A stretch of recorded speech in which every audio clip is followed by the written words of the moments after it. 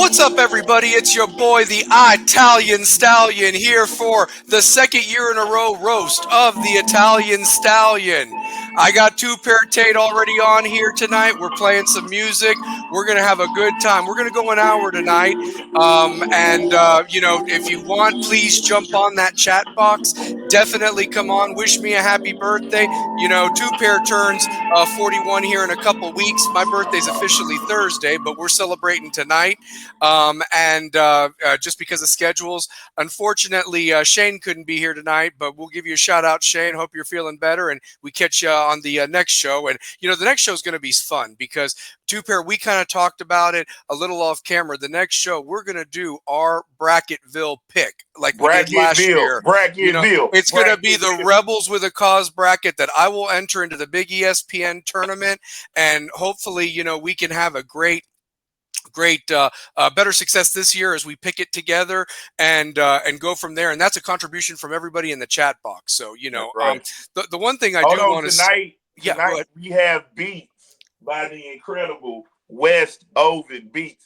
West Oven, let them know what it is, West. Listen to beats. The Big West Oven. Shout out to Big West Oven. What's up, y'all? Hey, what's up? West Oven with the beats tonight for the show with Rebels with a Cause. And let's hit them with the disclaimer. Oh, absolutely. I got to do it. The views and opinions of this program are not affiliated with those of any other organization or of West High School. These are solely the RWAX crew's views. That's myself, the Italian Stallion, two pair Tate, Brian Tate, and of course the coach, statsman himself, Mr. Shane O'Mac.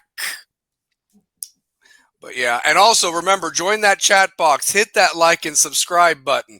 We want to hear your voice of your opinions. Two pair, not only did I want to celebrate my birthday today, and we're going to be celebrating yours coming up 2 days away from turning 41, less than 2 days now. But the big thing, though, that I want to do is talk some college hoops, because in my opinion, as big as those first 4 days of the tournament are next week, I think conference tournament week, brother, is my favorite. Is amazing, because you get to see some of these small teams that don't maybe get the airtime.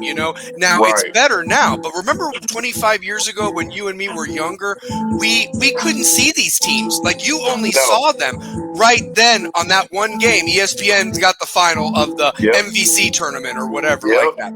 And so I get to it is that it's even more special because you can watch them if you want to, but at the same time, it's very interesting that you have these teams that are playing for their lives, playing to become Cinderella, but you get to see them this week, and you get to see all the big dogs, too, along the way. I mean, it's nonstop basketball from noon to pretty much midnight, and it's awesome. It's just awesome. It is beautiful. It is beautiful to watch. And you know what I'm saying? Like, the one thing I love about tournament basketball is you're seeing some of the best of the best play at their peak. Like, we saw Furman lose to Wofford, heartbreaking loss. Yeah. But that's what tournament time is. It's the best type of basketball for me, and it's made me more of a fan of the game when it's tournament basketball, man. Yes, it is. So awesome. This is when you know who the teams that have it and don't have it, honestly. By the way, speaking of that Furman game, did anybody see the cute girl with the FU hat on, by the way? I was rooting for her because I wanted to see her in the tournament, FU. But unfortunately, Wofford got there again, and Wofford's kind of been one of them killer teams, man. Like, you got to watch out for and the SoCon, they're just one of those teams. They're a pesky team. Yeah, they play that frantic style. They're gonna slow it down in the half court. Shout out to West Oven Beats. I love it. Shout out them Beats. West Mason is giving us the music tonight. I love it. So I love he's it. Working all day. Like, he's made 100 beats and he's just killing it. I love it. No, I love it, and it makes it very special and so forth, for sure. I do want to also throw this out there more than anything, too. Speaking of the conference tournaments, we've got to talk. We got to talk about the biggest tournament that there's going to be this week. Now, we could be biased, but I know where you're leaning. the rankings, the matchups. Yeah. I mean, this is going to be 5 days of brutal basketball starting tomorrow at 11 o'clock Central Time, noon Eastern Time, and that's going to be the SEC tournament. And it starts off with South Carolina against Arkansas. That's going to be a fun match. That's going to be a fun game, and Arkansas needs to win that because otherwise they'll slip out of the tournament again. They will not. Winning, they are on the bubble. They are on the bubble, and they haven't played their best basketball this year. No, they haven't. A lot of changes happened when Calipari got there. You kind of knew he was going to bring a lot of those Kentucky guys. Wagner's over there, Thurio's over there. It's all about, can they navigate through a treacherous SEC? The Vols heading in with a 4 seed. They've been kind of up and down. They had a 10-point win against South Carolina Saturday. The seniors, Jemai Mashack and Zakiya Ziegler, for what they've done for the university, has been tremendous and phenomenal because they've been a part of SEC regular season, SEC tournament teams. Are they the winningest senior class? They have to be, right? They got to be one of the top winningest senior classes. It's got to be up there with Wayne Chisholm. I think Wayne Chisholm, for the longest time, Wayne Chisholm held that in a hierarchy when it came to the wins. And shout out to VFL Chris Lofton for that wonderful Vol for Life on SEC Story last night. Definitely, it's on my DVR. I saw previews of it. I got chills, but it's on my DVR to watch. So I cannot wait to see that one. So, by the way, switching gears real quick because I don't want to leave the SEC tournament, but. Like, did anybody find it hilarious that poor Kevin Keats got fired from NC State a year after their magical run, and then basically their documentary aired on ESPN on Monday night, the day after he gets fired, about the run of the men and the women getting to the Final Four. Why you what are we talking about? You held the guy's job for a year because he got to the Final Four, and then you fire him the next year. Yeah, because they lost some special players. I mean, a lot of those guys are playing overseas, like DJ Horn and everybody. I mean, like DJ Burns. I mean, those guys are playing overseas. They may not have made the NBA. That was a special group that put it together, and they are living proof that if you get hot in March, man, you get hot in March, man. That's all that matters. Doesn't matter what you did before. I mean, honestly. So, and it's extremely fucked up, and yeah, I can say that. Yeah, you can. You can. Like a guy like that, he takes you to the Final Four. He gets you to a Final Four, right? Yes. You fire this man the next year? I know. And it was their first Final Four since Valvano? Am I right with that they won the damn thing? So you're talking first about Final Four since '83. So we're talking as old as we are, man. Even older. 41 years it took to get your ass back there, and you're going to fire this man. I mean, who are you going to get? Who are you going to get is what my question is. Why would you take that job, Two-Pair, knowing that if you got to a Final Four and you have a so-so year next year, the hell with you. You're done, I mean, that's what I would do. And let's be real. NC State is a tough job because you got Duke and North Carolina right there. Wake Forest has been traditionally better. Honestly, has put out more NBA players. Better. Yes, they have actually been traditionally better. Yes. Yeah, but I don't know, man. I don't know. Hey, I'll tell you this. I watched Florida State getting their ass kicked, and I feel bad for Leonard Hamilton. He deserved better. Yeah, and it just shows that the game is passing by a lot of these older coaches, man. Everybody's getting younger, and Rick Barnes and Bill Self, and these guys are the old guard now, man. And you didn't think that you would say that. So, but honestly, I give credit to Rick Barnes from a standpoint that he's managed this NIL.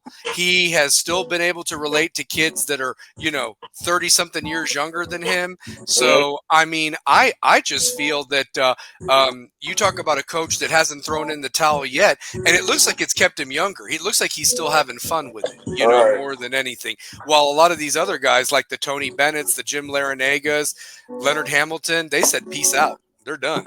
I mean, they really did. So, but yeah, I like I said, I'm just Tom Izzo seems to have found a rejuvenation with this Michigan State team, and I'm really shocked because I thought that they were complete ass in November and December, I but did damn, too. that they have come together. But let's be fair. The last time a Big Ten team won the NCAA tournament was the Flintstones 25 years ago. And the truth of it is, two pair, is that the Big Ten has been that conference traditionally put the most bids, and they're all done by the first weekend for the most part. They barely get anybody in the Sweet 16. So will that hold true again this year? That's that stigma. Right. They fight as a conference, even though they've added UCLA and Oregon and these Pac-12 teams. So that's the other thing. So more than anything. But yeah. But let me ask you this too, Pear. What's your thoughts on how this SEC tournament is going to go? Obviously, the Vols don't know yet who they're going to play. There's got to be basketball played tomorrow as well as Thursday before they take the court respectively. They're the late game on Friday night, if I'm not mistaken. They play at 8:30 Central Time, 9:30 Eastern Time because of where they're at in the bracket. But what's your thoughts on Tennessee's chances of this SEC tournament? They could be the greatest one ever played. I think they got a good shot this year. Just looking at the matchups, they match up well with everybody. It's my thing with them is they can't get into those scoring droughts. Correct. Where you get in those scoring droughts, you need a bucket. Chaz Lanier's got to be firing on all cylinders. Igor Milicic, you got to be able to hit key layups. You got to have Cade Phillips do what he's been doing off the bench. But the guy that I think is going to be the X factor is Gainey. Gainey has been, when he's on, he is one of the more dangerous players in college basketball, given his skill set, it being a very great 3-level scorer or 5-level scorer. If you're Jason from the Bay, shout out to Jason from the Bay. What I really love about this team is the way Jemai Mashak and just finds a way to involve himself in the game defensively and what he can do for you offensively, because he has the confidence and he needs to be able to take that shot. The thing that has hurt this team is you're relying so much on Zakai to distribute, score, defend. He's doing all that because he is the leader of this team, and he's a reflection of what the coach wants on the floor with Coach Barnes. Now, what makes this group very special is that they can lock up, and when Chaz Lanier is on, he is the walking bucket. And Yes. you have to be able to move the ball in a way to get Chaz Lanier those shots. And Jemai Mashak has to shoot the ball. Yes. Yeah, and everybody needs to step up. This is the time of year that you can make a name for yourself. They need to step up. I do want to make a correction, and this was my bad on that. We're actually going to be the 2:30 game. So we're on the top part of the bracket as the 4 seed. I'm sorry about that. It's Alabama that's going to be the late game on Friday. But who we would play tomorrow? Texas and Vanderbilt play. Vanderbilt probably will win that game. Opinion, and that will set up a Vanderbilt Texas A&M game, and the winner of that would play Tennessee. Now Tennessee obviously went into A&M and beat A&M, something that Auburn did not do. May I point that out? And number 2, Vanderbilt has been a team that's been very pesky and a pain in the ass for the Vols this year, and so forth. So on paper, I'd love to see the A&M game or whatever. I think Tennessee matches up better with them, but at the other time, I think Tennessee would love to lay belts to asses to Vanderbilt this time around and leave no doubt. I mean, and not have the slow start or the collapse that happened the first game in Nashville. So seems like it's a redemption thing, but honestly, there's not going to be an easy matchup. There's not in this conference tournament. No, and, definitely not. I mean, and then here's the other thing too. If you're able to get by that one, I love the fact that 1:00 Saturday against Auburn. I mean, Tennessee should have won the first game, man, and Auburn's looking vulnerable. It's that, I hate to say it, man, maybe I don't hate to say it, it's that Bruce Pearl collapse that seems to happen. It's a real thing, man. It is a real thing. He ain't our coach anymore, so I don't know what relationship you had with him, but, so think about it. Think about what you just said there.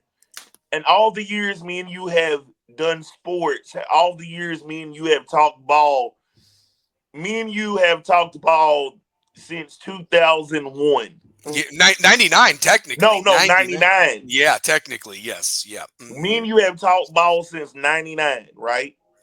Yes, sir. And when me and you, we've been to a ton of Bruce Pearl games. Me and you covered Bruce. Yep. We have a relationship with said coach Yes. through Yep. West High School, through Stephen Pearl. We Yes. have a relationship with this man. Yes. Um, when it comes to these games, I feel as if he motivates the team to run through the brick wall. Mm-hmm. But when it comes to what's in between the 94 feet, is the style of play Yep. gonna win out over the X and the O? Mm. Hear me out. Well, as we got these West Yep. Open beats Yep. cooking in the background, hear me out. I hear it. Yeah. This is Rebels with a Cause. This is the Italian Stallion. This is Two Parent Tate. We're on 332 Studios, Big Fact Sports. We got everybody that's pulling up to the slab. And when I tell people this, I'm letting them know, hey, this is serious when we're speaking about Bruce Pearl. Mm-hmm. This isn't one of those things of where we're trying to, you know what I'm saying, tell you a different story. No. We're telling you the story of we've seen this happen. Yes, we have. We've seen it happen in the Final Four. We've seen it happen at the University of Tennessee. Mm-hmm. Yep. That has been the knock on those teams. And if you've seen what Auburn did against Alabama, it reoccurs. It did. It did. And here's my question. And forgive me because I'm not the best with all their players, two pair. I'm just not. What is the name of the guy that keeps getting kicked out of their games, by the way? Like he does a flagrant two or something. I don't know what his name is. He plays for Auburn, but he got kicked out of that first round game last year. And they ultimately got upset, if you remember, and everything. And he's a very talented player, but how you don't have somebody in check, and what a selfish teammate that he gets himself kicked out, puts the other team on the line with technicals or flagrant fouls or what have you. And it's like, you need to check that shit. You need to check that shit. I mean, I don't care how talented you are as a player. You're not going to fuck my team when it counts the most. And you saw Saturday, that whole thing changed that game too. So you're already going up against a coach that is maybe lacking in the X's and O's, and you've got players with attitude problems. I wouldn't bet them in the tournament. I wouldn't. They might get there, but I wouldn't bet them. You know, that's the thing. They're talented. Broom is what he is, you know, but at the same time, he seems to disappear at times, too. That's the other thing as well. So, yeah, I mean, I think Tennessee's got a great shot. Now, I'll tell you a team that simply, and I ain't no lover of this team, but they're playing some great basketball. The Gators. The Gators. Florida Gators, man. They are a complete team. And they play tough. They play hard the whole time. That is 40 minutes of hell the way they play. It is the Nolan Richardson type teams, honestly. I mean, and that coach, he's a very, excuse me, up and coming young coach. He is got them rolling. They got size. They play well on the perimeter. They can shoot the shit out of the ball. They play defense. They can run. They can play half court. That's a team I wouldn't want none of, honestly. I mean, I would avoid them like the plague. And they're right now set up as that one seed out in the West, two pair, which would be in San Francisco for those Sweet 16 Elite 8 games for them or whatever. But they might even be in that Lexington pod or what have you. So, yeah, which wouldn't be a far drive for them. But, you know, I've seen Tennessee as a 2 in the East. I've seen Tennessee as a 2 in the Midwest. But if Tennessee wins this SEC tournament, They should be a 1 in the West. I really believe that, especially if Houston falters. I really believe if Houston loses the Big 12, they'll drop back down to a 2 seed, and maybe Tennessee gets the 1 in the Midwest. I don't know. It'd be fun to go to Indianapolis. So, but I mean, Tennessee has played as one of the top 8 teams in the country. Without a doubt. Without a doubt. They were number 1 for like 5 weeks. Yeah. Yep. Was the last undefeated team too. They were the last undefeated team. So yeah. And the thing is, I mean, look at who they've lost to. They don't have a bad loss on the resume. All those teams are going to the tournament. They are. So they lost to a good Vanderbilt team. Yes. Lost to a good Florida team. Yes. Auburn. Yep. Auburn. Yep. Ole Miss is going to be in the tournament. Ole Miss is going to be in the tournament. Yes. Yep. So Kentucky, they're going to be in the tournament. Beard has done at Ole Miss. Yep. He got a raw deal. He got a raw deal at Texas Tech. And look, you don't even see Texas Tech really. I mean, they're doing okay or whatever, but Chris Beard would have had Texas Tech go into the championship almost every year with his style. Absolutely. But yeah, I mean, like, honestly, you've got 8 incredible teams. 4 from the SEC. You got Duke, you got Houston, you got Michigan State. But I'm going to tell you this. There's a team that also has senior leadership and a coach that wins everywhere he goes, and that's Rick Pitino. Rick Pitino and St. John's. I watched that Marquette game last Saturday. That was fun basketball, honestly. I mean, they were up and down. And Rick Pitino, no matter where he goes, he wins 2-pair. Providence, Kentucky, Louisville, Minnesota. The thing is that honestly, the biggest mistake he ever did was leaving Kentucky to go coach the Celtics. That was the biggest mistake. If he had stayed at Kentucky, man, they would have renamed Rupp Arena Pitino Arena. Honestly, they probably would have, because he had that shit rolling, man. Honestly, so yeah. But Pitino and St. John's. I mean, St. John's used to be a blue blood a long time ago, and and realistically, long time ago with Lou Carnesecca, man. Yep, yeah, and even Mike Jarvis. Mike Jarvis had some good teams there with Ron Artest and Eric Barkley. Boosie Thornton, Eric Barkley, Ron Artest. Felipe Lopez was with Fran Fraschilla. You know what I'm saying? Yeah. They had some great teams. I mean, they really did. So it's nice to see them back. And of course, they play in the Mecca of Madison Square Garden, where realistically basketball's kind of shied away from the Northeast. I mean, yes, Connecticut's brought it back, the last couple of years, but there was a time there where realistically it was either Syracuse or really not much going on. Georgetown is faltered.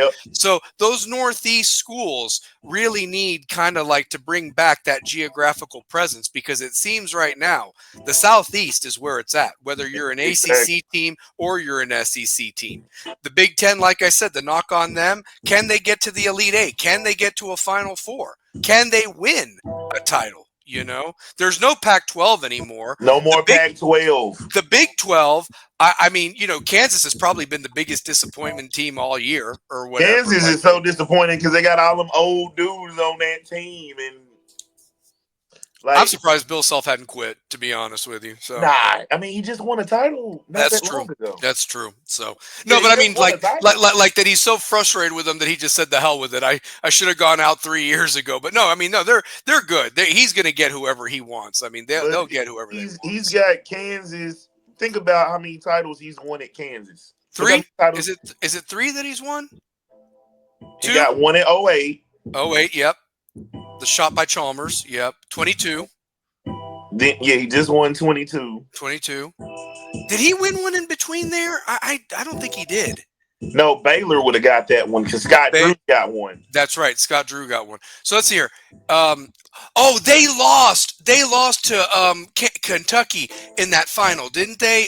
With Anthony Davis. The 12 was Kentucky. So, okay. So, yeah. So he got 2. But still, that's awesome. I mean, he got 2 titles for them. So that's what I'm saying. He already got 2 titles. Yeah. Look at that. So, yeah. But yeah, I mean, I don't know. Like it's kind of interesting. I mean, I love how this is all playing out. I mean, let me ask you this too, Pair. Your thoughts on the Western Coast Conference? It seems like it's every year St. Mary's and Gonzaga. Every year, Every year is going to be St. Mary's and Gonzaga because they play the schedule that says you are going to get in the tournament if you're in the top 25. You're going to get Yes. that large bid. So those teams like Gonzaga they've never been able to seal the deal. Mhm. St. Mary's is just always going to be a high mid major that has never been able to crack a Final Four. Have they cracked the Final Four? They've never gotten to the Final Four. I don't even think they've gotten to an Elite Eight, to be honest with you. They That's what I'm really saying. But haven't. they So. always compete, and they always put out Yeah. guys like the Patty Mills of the world. Yes. And is it Marshallonis over there at St. Mary's right now? I believe it is. Yes. Yeah, Marshallonis, Sarunas' son, Sarunas Marshallonis, who played in Golden State, Sacramento, and Seattle. His son is fantastic over there. Really good ball player. But the thing about those schools, they have trouble when they see the southeastern schools, when they see the Texas schools, when they see the teams that can get a little nitty and gritty and play with a veracity. Yeah, they're more of a finesse team. They don't like the physicality when it gets to it. They're a finesse team. They don't want to get active. Like Tennessee loves to get active. Kentucky with Mark Pope, they get active. They're gonna get some guys that are gonna get a little under your skin, make you want to play to the highest level. Yeah. Can I say this too, Pierre? You bring up such an interesting point.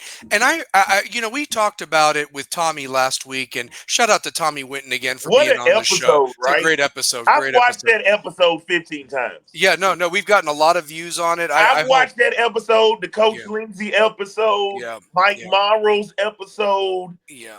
The thing is, we're getting a lot of you former players on. And shout out to West Oven on these beats. He made the show it's like a bounce to the show. It feels like in Miami in Uncle Luke days. You know what I'm saying? Yeah. And we got Crockett and Tubbs here in the house, so there we go. Crockett and Tubbs. Can I tell you something I was watching the other day? Uh-huh. I was watching that Miami 95 team. Oh, wow. Oh, my gosh. Yeah. Yep. I'll tell you this. We need to get dressed up and do a photo shoot as my hair keeps getting longer, and it is growing back. It is growing back. It is growing back. We could definitely do a Crockett and Tubbs thing, like Miami Vice type. Miami Vice. Rebels Vice. Rebels with a cause Vice or whatever like that. Suits. We need to get tailored suits. Oh, it would be nice. It would be really nice. Let's do that. That'll be our birthday present to ourselves. Tailored. Absolutely. Hey, Larry Frank, walking in the background, man. We got Larry Frank in the house. What's up, brothers? What is up, man? What is up? So we just talking some college hoops, Larry. We just talking some college hoops and celebrating my birthday. It's 2 days away. Happy birthday to Larry. He just celebrated one, by the way. Larry did. He did. And of course, our brother Devin Lloyd, also from Utah, celebrated a birthday a couple of weeks ago as well. So we all in this area. We all Pisces, are in that area. I think actually you're an Aries, right? I'm an Aries. Right, you're an Aries, so yeah. But you know what they've always said? If you're on the cusp, you have both. Yeah, I'm an Aries Pisces cusp. Actually, I'm an Aries Pisces cusp. Look at this. He's calling us Charlie Haas and Shelton Benjamin right here. So I mean. We're Crockett and Tubbs, man. I love that Crockett and Tubbs thing. So Sonny. We're Crockett and Tubbs. Hey, that's what we're going for every Halloween is Crockett and Tubbs. Crockett and Tubbs. So yeah, happy birthday. Thanks, Larry. Thank you, brother. That means a lot. So, but anyway, back to my point though. Tommy, of course, talked about the Vols having a chance to maybe win the whole thing. But you want to know something as an adult and not as a kid. I used to make fun of some teams that quote unquote choked. But Two-Pair, it's a hard tournament to win, man. It really is a hard tournament to win. Even if you got in America. Yeah, and I'm not trying to make excuses, but here's the deal. The ACC tournament, the SEC tournament, we've only won like Rick Barnes won with the 22 team, and that's because Kennedy Chandler went crazy. Yeah, yeah, yeah. I mean, I just look at it from a standpoint that it's hard tournament to win. And you don't know the style that you're going to be playing up against. You know, if you're a finesse team and you get with a physical bunch, you don't want none. You really don't. And how are the refs going to call it? I mean, two-pair, maybe you get a ref from the Big 12 that maybe doesn't call that. Or maybe they have are they're whistle happy and you got guys in foul trouble. I mean, how do you navigate that? I mean, and then, you know, the TV timeouts are longer, and then you're in a neutral environment where if the other fans smell blood and there's an upset, they start rooting for the underdog. I mean, it's intense. It is. I believe it is the hardest tournament to win, bar none, in any sport. No disrespect. You know, I mean, obviously, if you were in a 7-game series, some of these big dogs would probably end up winning the whole damn thing, but you're not. It's one and done. It's win or go home. So, yeah. Absolutely, that's what it's one and done. If you're not prepared to play the one and done style, if you don't come with your best stuff, it's just like what Ron Slay said on the Sports Animal. On any given night, somebody can get exposure or get exposed, and this is the type of tournament that can do that. That SEC tournament, that ACC tournament, the Big East tournament. This is what big time basketball is all about. And if you're not willing to play on that level for that high level, then guess what? It ain't for you. You can go to 1-2-3 Cancun and you'll be just fine. There you go, fishing in Cancun. Fishing. Hey, Two-Pair, I want you to kind of chime in on this because, you know, you're a Tar Heels fan, too. Larry wrote, tourney time, I have nothing to say. The Tar Heels suck, and they extended that bum-ass coach. What's your thought? I mean, here's my thing. For North Carolina, they did hire that new guy to be their general manager, so maybe they can do some NIL to get back. I mean, they could turn it around. Maybe this year. Yeah, you got to get guys. I mean, North Carolina. Yeah. But North Carolina to be what North Carolina is, they got to go back to getting North Carolina guys. Yeah. Well, the other thing, too, is I still think back to that episode, and Larry was very relevant, like, in his he always brings to the show. But, like, you and him brought up something that was, like, mind-blowing to me last year when we were talking about who the last all-star in the NBA was from North Carolina. You know? Like, I mean, and it's it could have been Kobe White. It should have been Kobe White this year. He's actually done very well. No, he has done he's the guy that's the closest one to being an all-star. Yeah. I mean, but I just look at the players that they get, and you know, they might be good college players. You know, they showed Justin Jackson the other night. He's a national champion. Joel Berry, who's on ACC Network, you know, he was on that championship team. Right. But I'm like, but why didn't these guys make it in the NBA? Because I thought they were studs in the college, man. They were you know, I mean, I just don't know if it was bad drafts or what happened there. So yeah. Where North Carolina messed up, they allowed Duke to get back on top before them. So here's the thing that I'm shocked about with that, and I'll say this. Duke has a phenomenal team this year. I'm not saying they win it, but they've got a phenomenal team. They're big. They've got Cooper Flagg. They got, you know, like him or hate him, whatever. But the thing is this. That surprises me because I thought North Carolina was ahead of Duke. Yes, Duke has commanded the one and done era, but they only have one championship to show for it in that era. That was the Jahlil Okafor team with Tyus Jones, Justice Winslow, 10 years ago. Yeah, that's a decade ago. That was Krzyzewski's last hurrah. Yeah, last hurrah. Yeah, and so and here's the thing: like North Carolina ends him in the Final Four 3 years ago. They hands over to Shire, and the thing is that North Carolina is in danger of going to the NIT 2 out of the last 3 years since that Final Four championship game appearance. I don't understand that. That's what I don't understand. I thought that Final Four would have brought some dudes to come to North Carolina. You know, I don't know why they're not getting the guys. So, yeah. So, all the Carolina studs are going to Durham over Chapel Hill. Yeah, they are. I mean, the homegrown talent is even going over there. Like, I look at a guy like Isaiah Evans that plays for Duke. That guy's a Tar Heel 25 years ago. I just don't see him in a Duke uniform 25 years ago. I see him as a North Carolina guy being homegrown down there. I think Brandon Ingram would have been a North Carolina guy as opposed to going to Duke because, you know, he played, I think, at the same school as Jerry Stackhouse, if I'm not mistaken. So down there. But yeah, I don't know. Like Carolina could get hot in this ACC tournament. I don't think it's done. I don't think it's done. I mean, let me tell you something. I watched some bad basketball today between Pittsburgh and Notre Dame, and Notre Dame won on a controversial free throw or something like that. But neither team, two-pair, could get above 60 points. The tickets were $2 today for those games, man, in Charlotte. Like, I remember when you couldn't get a ticket at the ACC tournament, man. Right. I mean, there's some bad basketball being played, man. Bad basketball. So, Very. hey, look at this. UNC coach is the basketball version of Mario Cristobal, an overrated, overhyped, overpaid bum. Yeah. The one thing I'll give him, at least he got to a championship game. I don't think Cristobal will ever get to a championship game. That's the one thing I'll give Hubert. At least he was there in the Final Four. If Mario got to a championship game, he would have gotten his ass miracled there. Right. Honestly. So shoot, Mario. God. Hey, you know, Larry, just to talk football, by the way, I get these updates about Miami spring football and everything, and it's just like, I don't care. You guys had a once-in-a-lifetime quarterback that is probably going to be the number one pick by the Titans or the Giants at 4, and you couldn't get to the damn ACC title or the playoffs. I mean, are you kidding me? Like, let Clemson win it. Oh, I'll never forgive them for that. Oh, they should have been made to walk back from Syracuse, New York.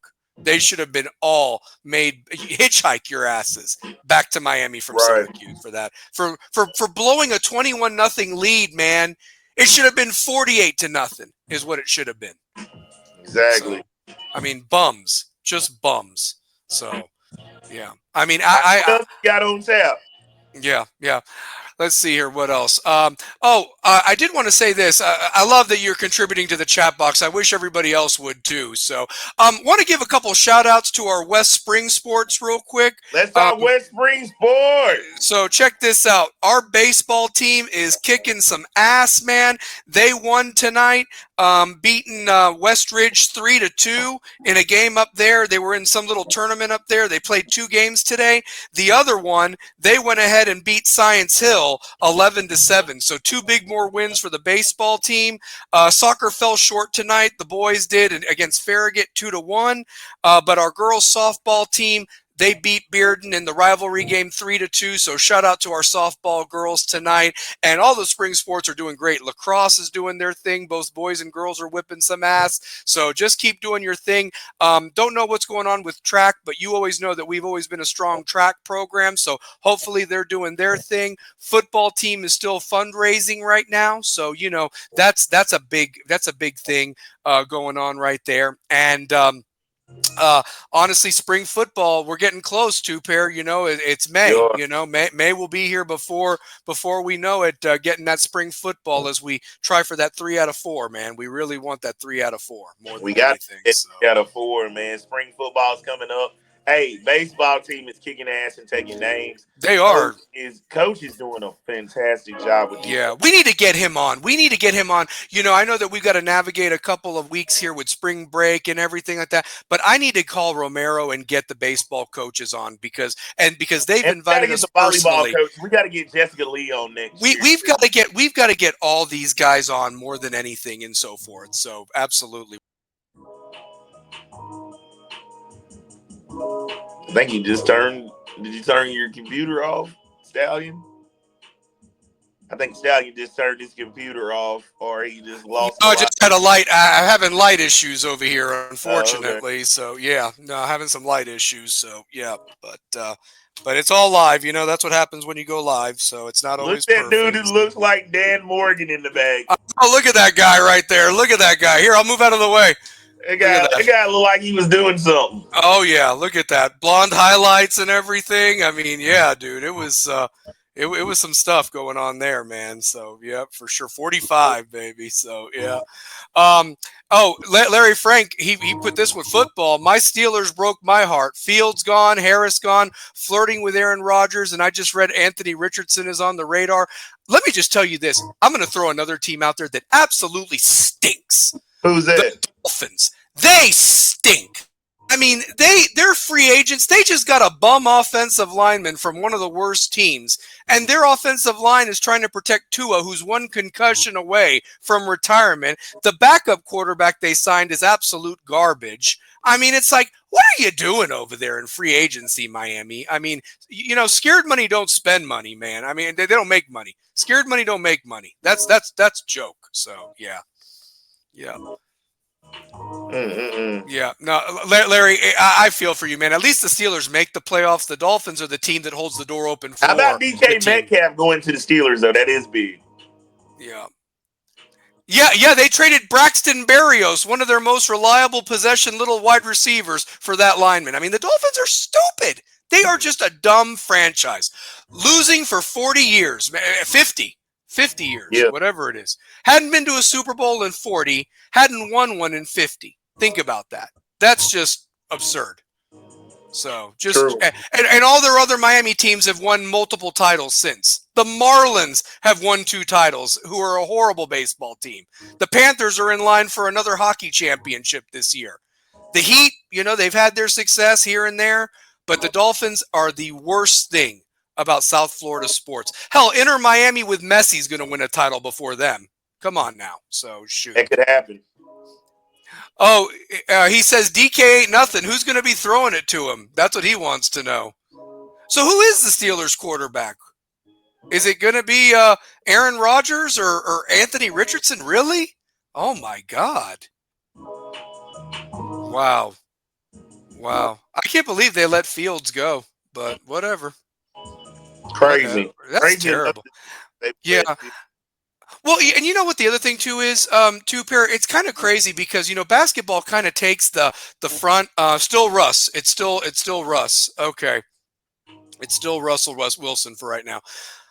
But the other thing too is these free agent deals in baseball are going on in the background because college basketball is taking the front and center right now. And college basketball is taking front and center right now. Yeah. So they'll have all this stuff will be more relevant in April and the draft and, the combine. So I just can't believe Aaron Rodgers is still talking about playing, man. Just let it go. It's done. I'm at that point with Aaron Rodgers that I don't know if I hold him on the same mantle as I once did on the quarterback pantheon, because I look at a guy that's an MVP player. If he goes to Pittsburgh, it's the Pittsburgh way. It ain't the Aaron Rodgers way. Yeah. We're not pulling your guys. We're content on being the Steelers and not the Aaron Rodgers. That's what happened with Green Bay. That's what happened in New York. And you see Green Bay is thriving doing the Green Bay way, having a successor like a Jordan Love who's playing fantastic football and putting up the numbers that garner said contracts. Yeah. Yeah. Well, and Larry just made a very bold statement here. If Rodgers goes to Pittsburgh, Tomlin can kiss them non-losing seasons goodbye. Yeah. And here's the other thing too. They play in a bloodbath of a division. I mean, the Bengals, I don't know if they're going to get it together with Burrow and company. Obviously the Ravens are still going to be on the hunt and everything like that. I mean, the Browns are the Browns, and so forth. But the thing is that this guy I feel has become a cancer. I really feel he's become a cancer. And like you said, I think he's jeopardized where he belongs on that quarterback platform. Yes, he's won a Super Bowl, but, his later years definitely don't match the early and middle years. They really do not, nor have his antics and things that he has said off the field as well, that make you that controversial player. I just don't know if anybody really wants to play with him. Like if you're a young guy, are you excited to play with an Aaron Rodgers? I mean, shit. So that's what I get. It isn't what it once was. Yeah, it isn't. And Larry bringing the heat tonight. Ravens got Hopkins, Henry, and Lamar. They own the North. Yeah, they do. And Harbaugh, he can pretty much do what he wants up there. He can stay there as long as he wants. So yeah. I mean, we got about 15 minutes left on the show.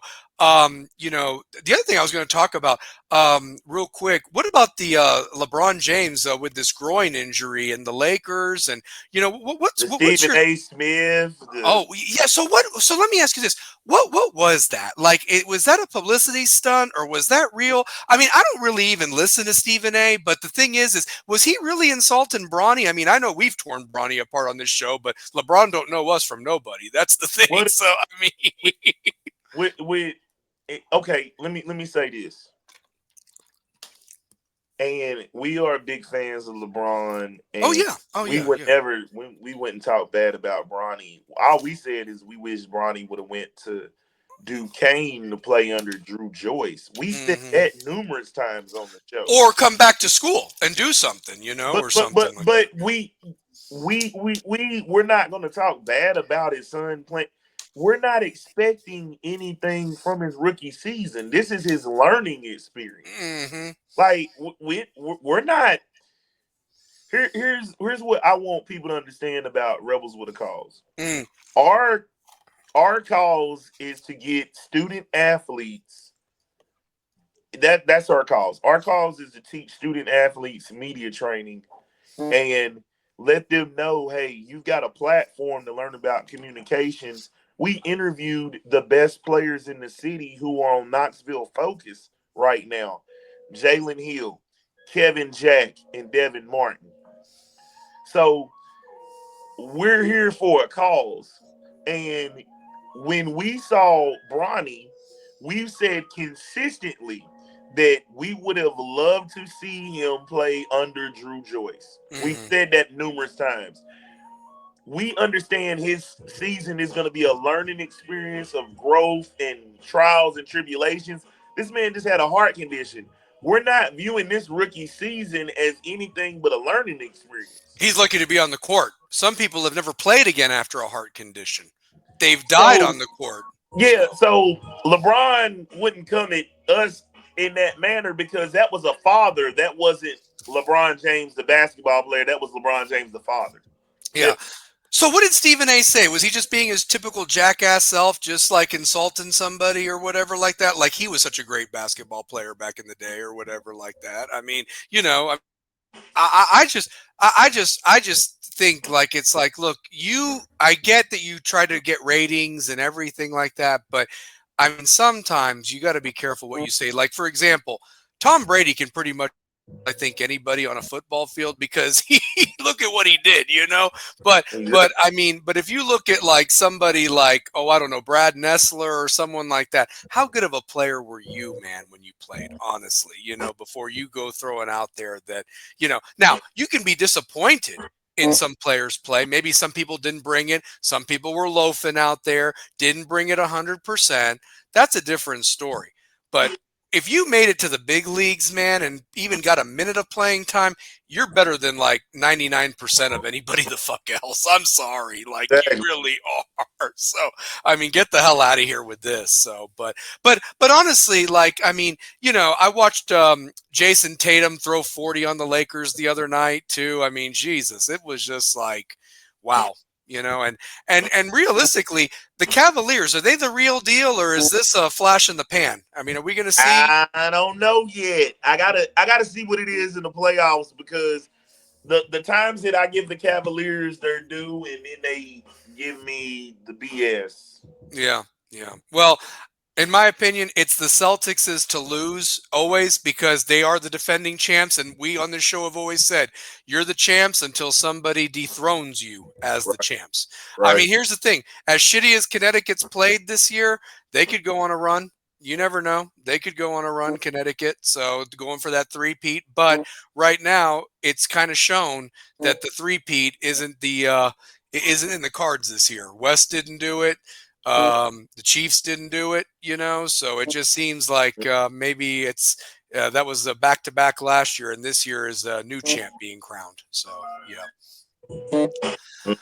Let's see here. Larry Frank, Cavs equal the Buffalo Bills regular season equivalent. The Boston is the Chiefs. Yeah, yeah. I mean, you Yep. gotta look at it like that. So Yep. yeah, yeah.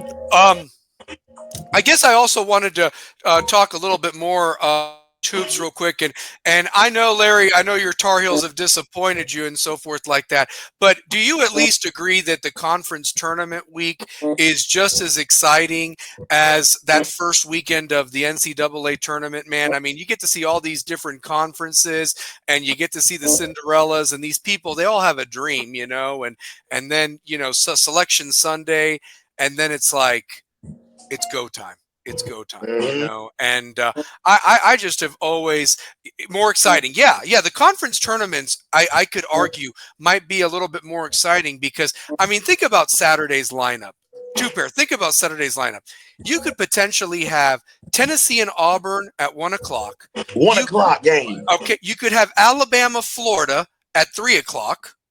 You could have the Big 12 championship at 6. Ooh, You got the ACC championship at 8:30 in Charlotte. You cooking, Stallion? Look at that. And you finish it out with like one more championship at like 10:30, 11:00 at night on a Saturday on ESPN. And then Sunday, you can do the SEC championship at 1, flip over to CBS for the Big Ten, and bam, it's Selection Sunday, baby. This is the madness. This is the best time of year, man. And I love it that my birthday is always around this time of year. March Madness, he gotta love it. Yeah. Kerry Reeves. What's up, Kerry? Thank you for showing up, baby. Kerry Reeves on the show tonight. Hey, Bills are my boys, and they just signed Joey Bosa. March Madness is the best event other than the Super Bowl. I love it. Damn right. Happy birthday to the Stallion. Thank you, Kerry. Thank you, brother. Miss you. I'm so glad you're doing better. So, yeah. Oh, let's talk some wrestling real quick. Conference tourney is more exciting than Cody Rhodes. Oh, what about John Cena's heel turn? Let's talk about that. And since it is my birthday, let's talk about John Cena's heel turn. And The Rock. John Cena and The Rock, man, getting that. I think Cena wins that title at WrestleMania. I think Cena wins the title to go out. Like, are they going to let him break Ric Flair's record? I don't know. So, I mean, there's been talk about that. Hey, Kerry has a point, and I did want to. Kerry, I'm glad you reminded me of something. Kerry Reeves said, and the women's selection is Sunday night as well as the men's selection show.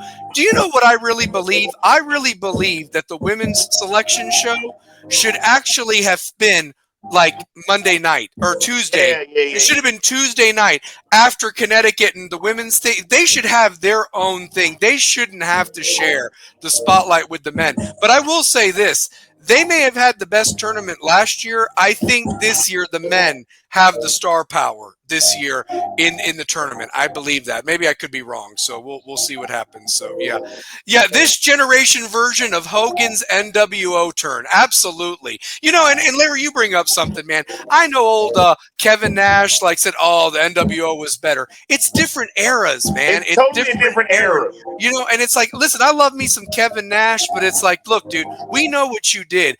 Us wrestling fans, we need something new to keep us entertained. Us wrestling fans love Bret Hart. Us wrestling fans love Shawn Michaels. Us wrestling fans love Tully Blanchard. Us wrestling fans love Arn Anderson. Us wrestling fans love Ron Simmons. Us wrestling fans love the guys that know how to wrestle, that know how to be charismatic on the microphone. Thank you. We love the Dusty Rhodes, baby. We love that because WrestleMania is right around the corner. We love the Bianca Belairs. We love the Naomis. Yeah, we love wrestling. Yes, we do. And it's Trish Stratus. Look at that. So, hey, what about my Liv Morgan? I love me some Liv Morgan. So, I'm telling you, yeah. But that's what we built.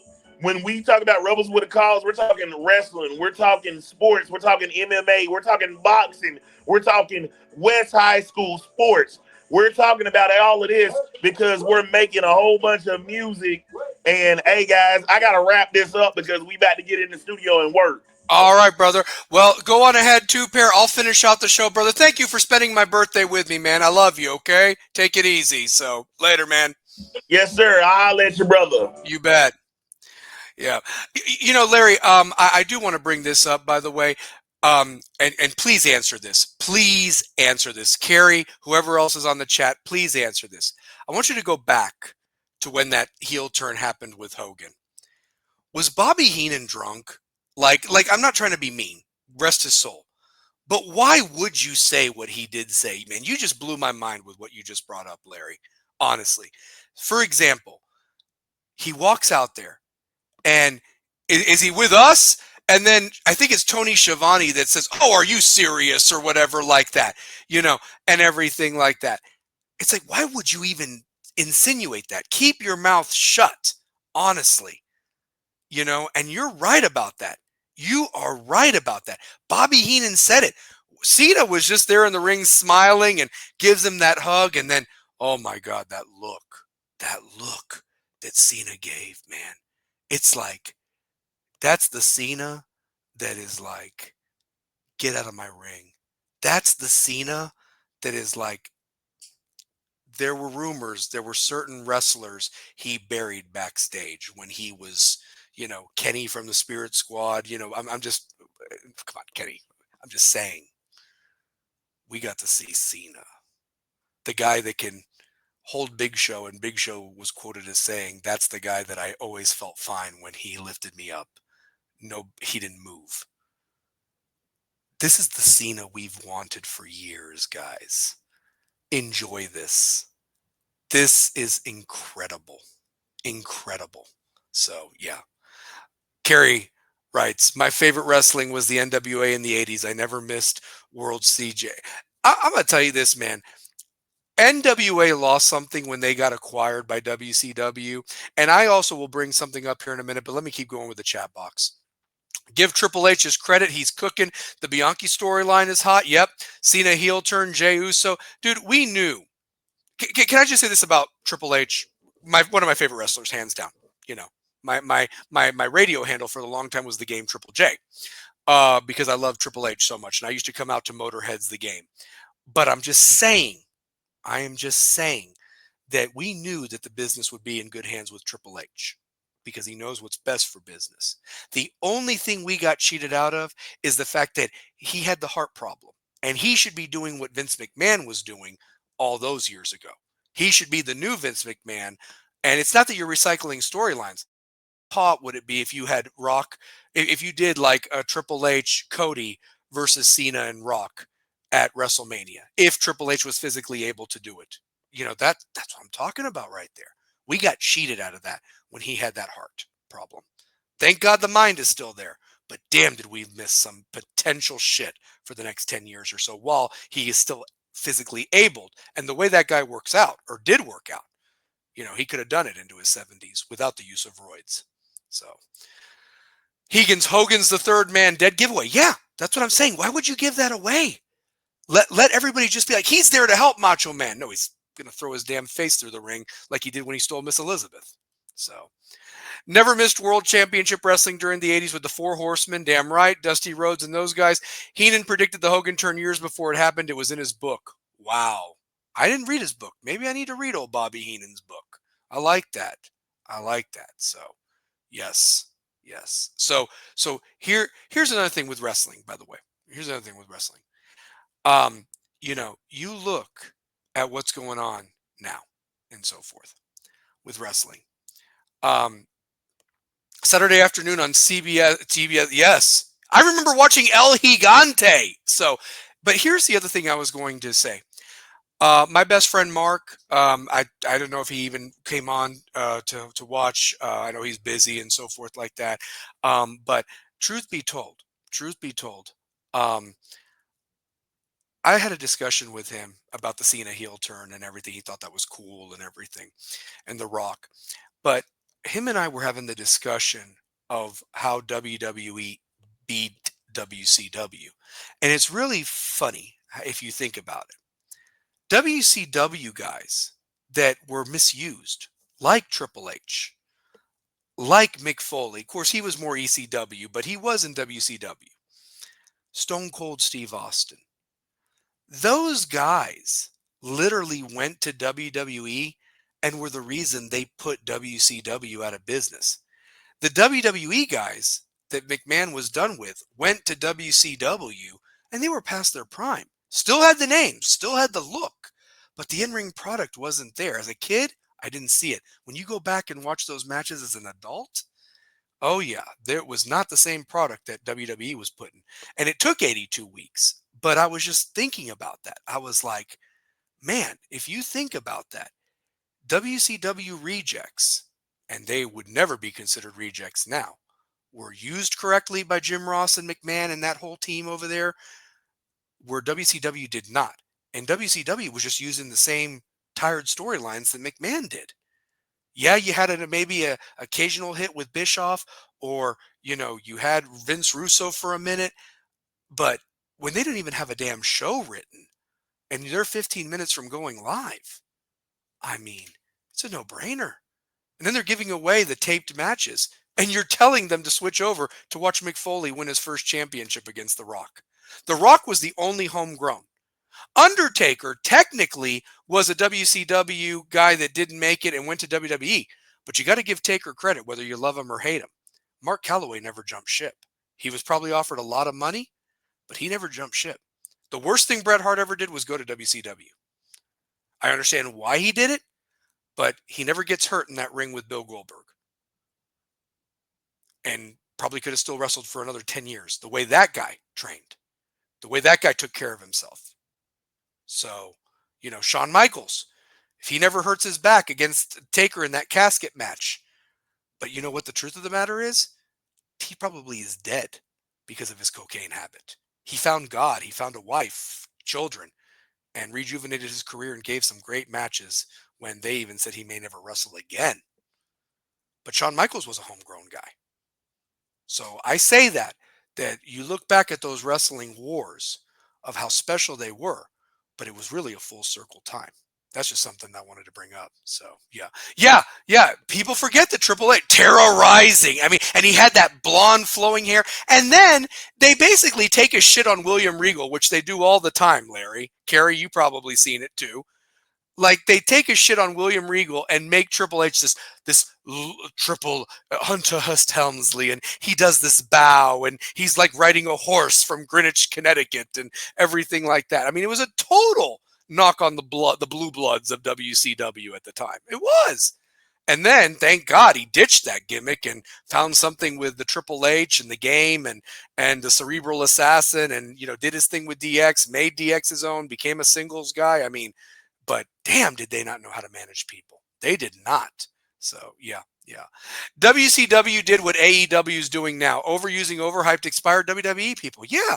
I mean, let me just tell you this. I don't look great. Larry, I hope you're still doing your diet, man. I hope that, but the thing, can I just say this, guys? I mean, but we ain't that. We're not wrestlers that have to stay in shape. But I mean, I look at Jericho, and I know Father Time gets us all, man, but it's like, man, you ain't as compact as you used to be, and you're still trying to show it off like you're 20 years ago, and you ain't, man. You just ain't. And you see Edge and you see Christian, and it's like, let it go, guys. I loved you all. I did, but there's a reason. And I feel for Edge. He lost a lot of years because of that injury, but he's lucky that he's even back in the ring, let alone, I mean, shit happens. It really does happen, unfortunately. So, yeah. I mean, keep bringing the heat, Larry. Keep bringing this. Kevin Nash, Oz. I mean, dude, he came out there like the Wizard of Oz. And we're not talking what was in Wicked. We're talking about Oz. I mean, what the hell was that? Vinny Vegas? Look, a damn, he was a, like a male stripper he was coming out as or whatever. The Diamond Studs, Scott Hall. Yep. Yeah. Hell, go back and watch Paul Heyman's promos when he was Paulie Dangerously. They fumbled him too. Let me tell you something. That guy knows the business. Watch him last night with CM Punk after Roman Reigns ripped that ass up. I'm telling you, Paul Heyman, the only reason that he's still in WWE is because he needs the money to pay all these people that he just was not a good booker. He was a great booker, great mind, just terrible owner. Just did not know how to manage money correctly. But the guy, day one would be a guy that I would say, stack my roster, create storylines, go. If I was doing a promotion and I had money, that's the guy that I would pay. Honestly. Don't put him in charge of handling the money, but give him what he needs to create a entertaining show and storyline and booking for the next few months. Hands down. Hands down. So, yeah. Just like The Rock was homegrown, Sting was homegrown, and WCW, shit on him. Yes. Yes. Yeah. Oh, by the way, Kerry, thank you. I want to give a shout out. Listen, whether you hate this guy or love this guy, he's a University of Miami grad. Built like a shit brick house. But I saw genuine tears in his eyes. Lex Luger is going to get put in the Hall of Fame. And whether you love Luger, whether you blame him for Miss Elizabeth, I'm going to tell you this. The guy, the total package. I mean, moving them biceps up and down, the guy that, beat Hogan and does the celebration in the ring with the title and killing the NWO only to join the Wolfpack with Sting. I mean, I remember those days. It was Ric Flair, it was Lex Luger, it was Sid Vicious, it was Ron Simmons, it was Sting. Those were their homegrown guys. And they shit on them. They shit on everybody. They just didn't know what they were doing. Had lots of money to spend, but had no wrestling mind. And that's why McMahon says, I'm in the sports entertainment business, not wrestling. So, yeah. Yeah. Yeah, Paul Heyman is a national treasure. That Hall of Fame speech, fire last year. If you haven't seen it, watch it. It's amazing. I would go to a panel and listen to him for 2 hours at one of those comic conventions or wrestling conventions. The stories that he tells. The people that he has literally grown and made. The Hall of Fame. Congrats to him. Long overdue. Long overdue. Can we give love to Diamond Dallas Page? Larry, thank you. DDP. Is he in the Hall of Fame? Forgive me if I don't know this. But he has he gave Scott Hall 7 more years of life. He gave. He's helping Lex Luger now. He saved Jake the Snake Roberts. He has helped countless men. This guy's got a heart of gold. And you talk about a guy that got in the business late, and, worked as a bouncer at a strip club and wrestled, when he wasn't doing that. I mean, friends with rock stars. This dude, you see his A&E biography, man. But shout out to DDP, baby. I mean, instead of, no offense, and I don't even think the award exists anymore. Instead of the Warrior Award, it should be the Diamond Dallas Page Award that's given every year for a Hall of Fame inductee. Honestly, somebody that just, Luger the wrestler deserves to be in the Hall of Fame, no doubt. I only wish that the Midnight Express would be inducted with James E. Cornette. He was great on the mic and his teams were great. They should. That's somebody that definitely needs to be in there. I'll go even a step further, Kerry. There should be a Hall of Fame, actual place that we could go visit, like in Canton for the NFL, in Storrs, Connecticut, or somewhere in Connecticut where WWE headquarters is. There should be a separate building there for the Hall of Fame. And everybody has a corner, it should be a big deal. Should be a big deal, honestly. Scott Riggs, yep. Buff Bagwell, yep. Yep. Yep. DDP should be in too. Agree with that. Yeah. He's saving all these guys' lives. I heard that Buff Bagwell said that Marty Jannetty's on the brink of death. And, I know that they've shit on Marty Jannetty. I know Marty Jannetty is his own best enemy. But you talk about the trajectory of those guys. They were good-looking dudes. The girls loved them. They were high-flying. Shawn was lucky that he had a better look than Marty. But it took the back injury to save Shawn's life. Marty's never had that type of an injury. But just the substance abuse, man. I pray for those people. It's not funny. It's not funny at all. And it can be drugs, it can be alcohol. It's just not good. And Buff Bagwell saying that he's pretty close to death. So very sad, very sad. Jim Cornette won't get in because he's too real about the business. Yeah, yeah. I mean, I think that if Triple H wants it to happen, it will happen.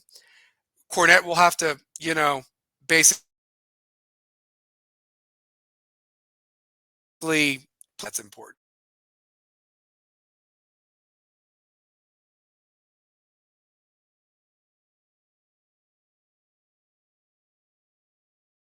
I laugh to think that if he really does outlive Russo, I hope a camera crew does come to watch him piss on that grave. I don't want to see him actually. I want to see him from behind and the urine going on the grave if that really does happen. The heat between those two men, honestly. So I don't think I've hated anybody enough to want to piss on their grave and outlive them, but hey, to each his own. Whatever is your cause to keep going. So yeah, for sure. So yeah. I mean, just it's just funny. I could talk wrestling all day. I could do my own wrestling show. Larry and me have even joked around talking about doing our own wrestling show. But we got lives, we got families, we got work. He's on the road, But I could talk wrestling all day. Honestly, if the audience is there for, especially this time, this time's golden. This time's amazing. So you know, but. I want to thank everybody who came on and wished me a happy birthday. And, just the chat box. I love when the chat box is hopping. I love when we have great interviews. I love when we have good stuff to talk about. Sports is such an amazing outlet, guys, and I never want to get political or any of that shit. There's enough bull crap about that. Sports is sacred. Sports needs to be its own platform. Sports is our release from the BS we have to put on. And I'm not trying to be on my soapbox. I'm not. But my God, I love talking sports with all of you. You're my friends, my brothers, people that I would do anything for if it was in my power financially or logistically. That's what we're all here for, honestly. And nothing but love, nothing but love. And all my subscribers, my co-host Shane, who couldn't be here tonight, praying for you, brother. Hope you're feeling better. Two pair, everything he brings to the table, all of our guests, our interviews, our subscribers. This doesn't happen without you. I don't get paid for this. I don't need money for this. This is an opportunity to just have conversations about sports and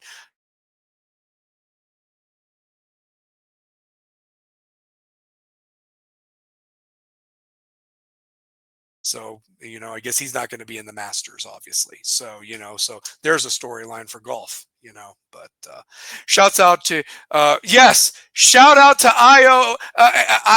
EYO for slapping the shit out of Bianca and Rhea. Yeah, absolutely. So, I'll tell you one thing. I think Rhea's storyline is starting to get stale.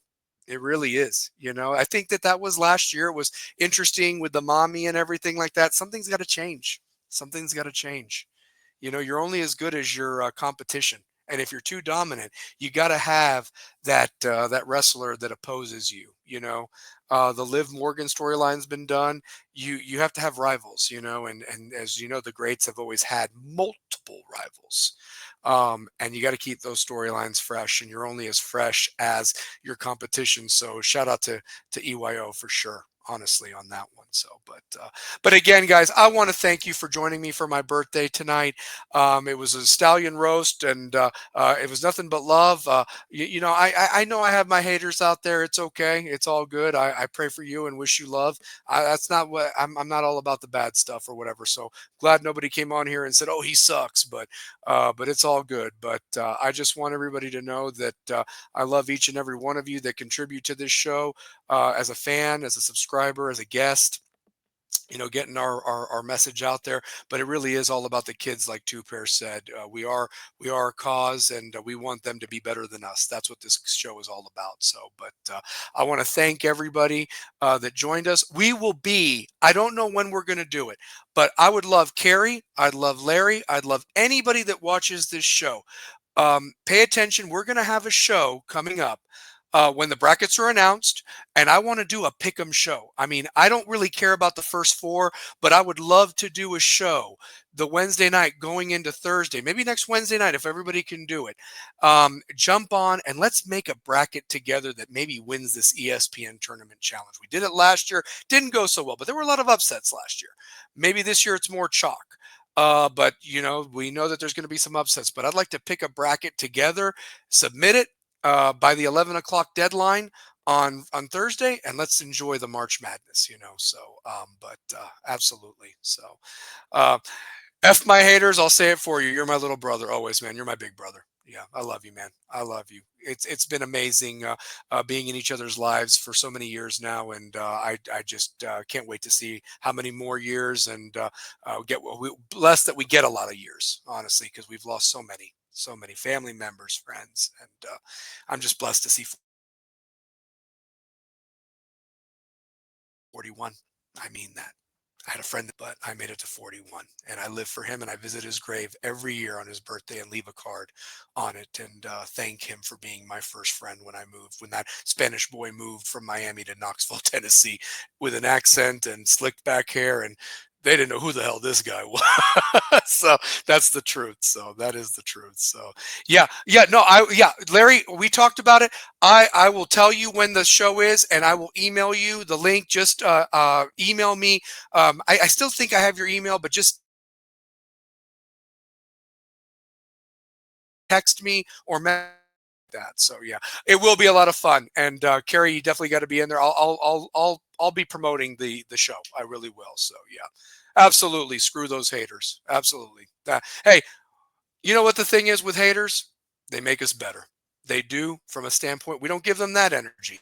We do is that we just elevate ourselves to overcome the hate and that they ain't even worth our time. They don't live rent free in our heads. That's a fact. So, but anyway, but for myself, for Two Pair Tate, for Larry Frank, for Carrie Reeves, and anybody else that watched this show live, and if you watch it recorded, hit that like and subscribe button, baby. Can't do it without you. It's Rebels with a Cause. That cause don't stop when the clock hits zero. Throw them W's up for the Rebels and enjoy the conference tournaments and the basketball, baby. March Madness, it happens once a year. Rebels with a Cause. We out. Be safe, love one another, and have a great, great